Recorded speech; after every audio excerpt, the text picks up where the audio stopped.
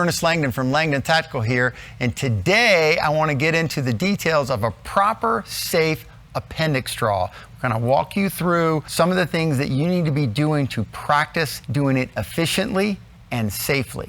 Okay, so you've made the really smart decision to practice and learn how to draw from a concealed carry position.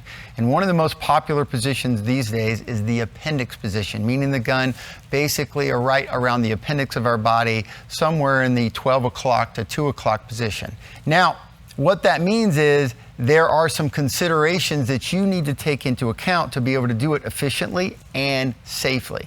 Now, to start with, one of the biggest problems that I see when people are starting to learn to draw the gun is the extra movement or the additional movement that we put into our bodies. What I mean by that is the tendency to lean to one side or the other, lean back and forth, squat as we draw the gun. All of those things are extra movements that are going to make you much less efficient and therefore slower. Because remember, the goal is to be able to do this as quickly as possible, but still maintaining maximum efficiency and consistency.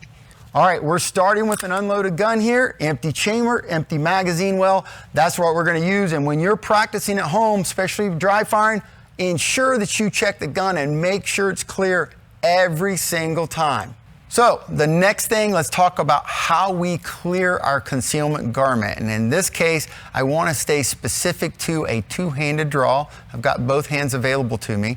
The first thing that we want to do is we want to get a hold of our concealment garment either at the bottom or in the middle in a place that I consistently can grab it and not miss that concealment garment. I'm going to lift it up and to the dominant side when I do so that it consistently exposes the entire grip of the gun. Trying to go really short or straight up often can hook your garment underneath the pistol grip and cause you to miss that draw. So again, I'm going to grab, get positive control of that and move it up and to the outside.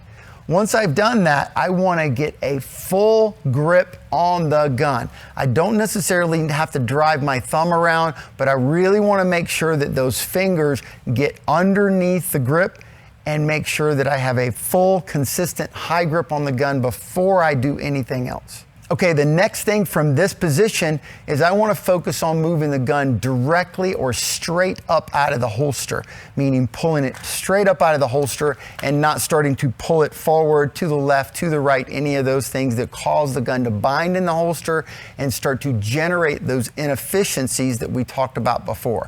So straight up out of the holster is what I'm looking for at this point. So once I have cleared the gun completely out of the holster, I'm going to start rotating the gun towards the target.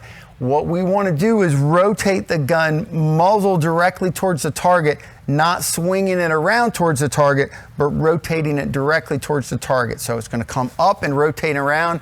At that point, I can release my concealment garment and come up and let my hand meet the gun where it is. I don't want to be playing catch up later with the gun as it's moving towards the target. So as soon as the gun rotates, I can let go and make contact.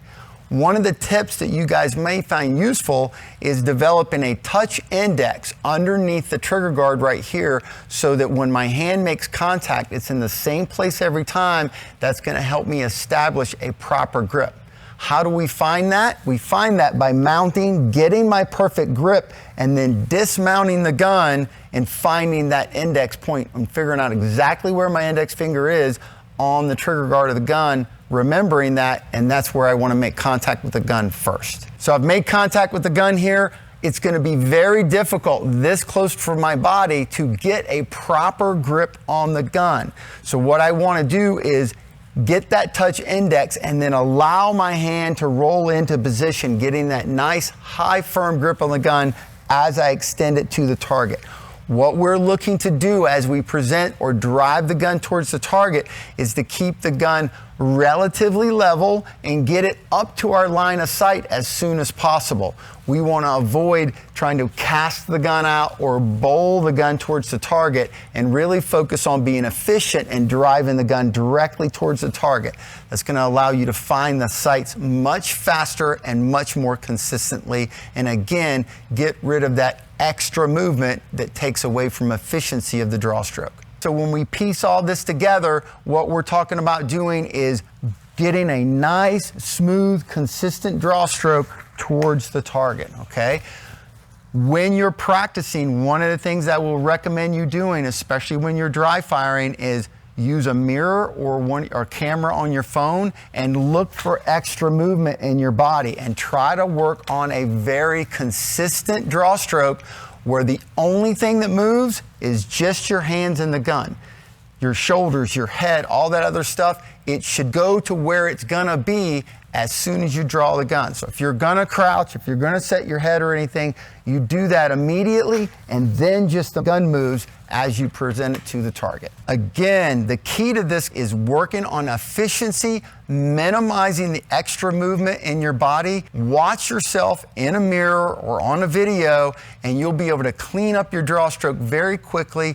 Don't be afraid to do lots of practice, and this will really help you learn to draw your gun quickly, efficiently, and precisely. Train hard, stay safe. We'll see you next time.